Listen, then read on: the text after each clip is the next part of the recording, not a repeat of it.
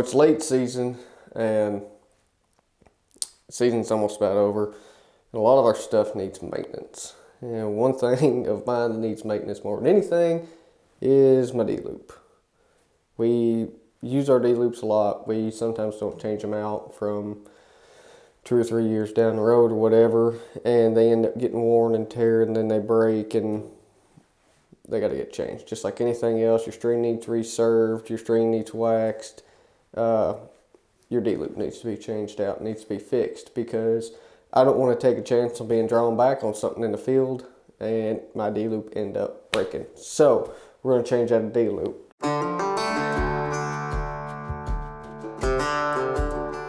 If you never tied a D-loop in before, always start out with a little bit longer of a strand. Once you get more comfortable with it and you get better at tying it and you know how much it takes, then you can shorten up the strand. But if you're doing it for the first time, leave a little bit longer strand.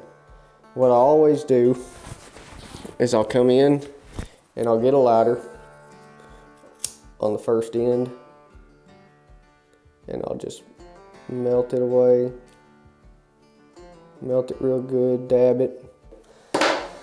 Now once you tie this, you want to make sure, it doesn't matter which side you start with first, but you always want your little burnt ends that lock in opposite from each other. You never want them the same. That causes D-loop rotation and your pull is going to be off. You want them pulling opposite of each other. That way you get a center pull on your D-loop. And what you're going to do is you're going to bundle it and make a little loop just like that. Just make a little loop, and we're going to start from this end, and we're going to take that loop down and around the center serving, and then we're going to take our unburnt end and our burnt end and we're going to pull it up.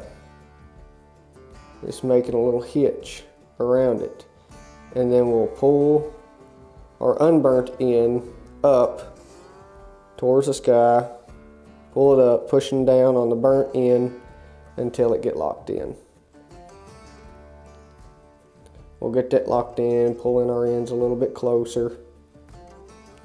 We won't fully cinch it down yet.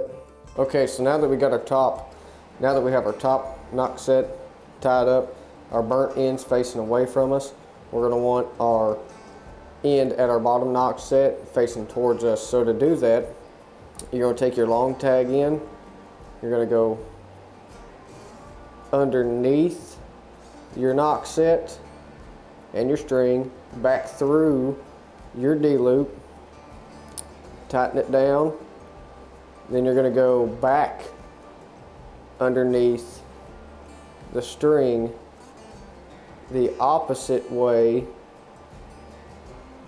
from you, and then pull it back through to you. And we're going to tighten that up, get our D-loop situated how we want it, getting it straightened up. And to make sure whenever you tighten this up, you want your D-loop to get the right length. You want probably about 3/4 of an inch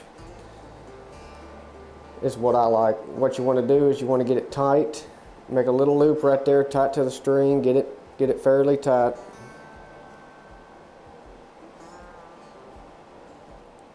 And then we're going to cut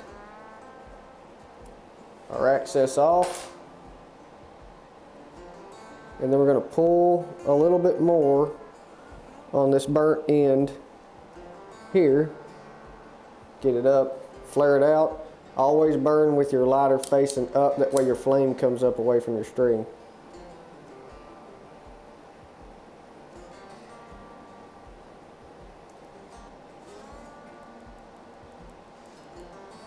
Pat that down.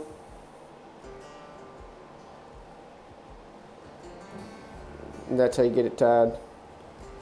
Now once you get that tied there, what we're going to do is we're going to get our D-loop pliers, and since I've lost mine, I'm going to have to use these regular pliers and a cloth to be able to tighten this up and not cut the string. I don't recommend doing this, so don't do it.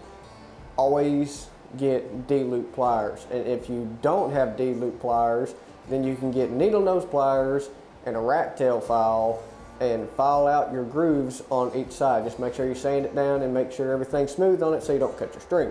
But always use D-loop pliers. Anyway, you'll come in and you'll slide it in between your two knock sets, get it on your D-loop, and then you're gonna pull with everything you have. D-loop pliers make this easier.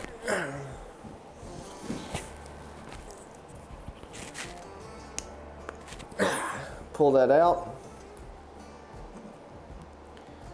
And then now our D-loop is cinched in.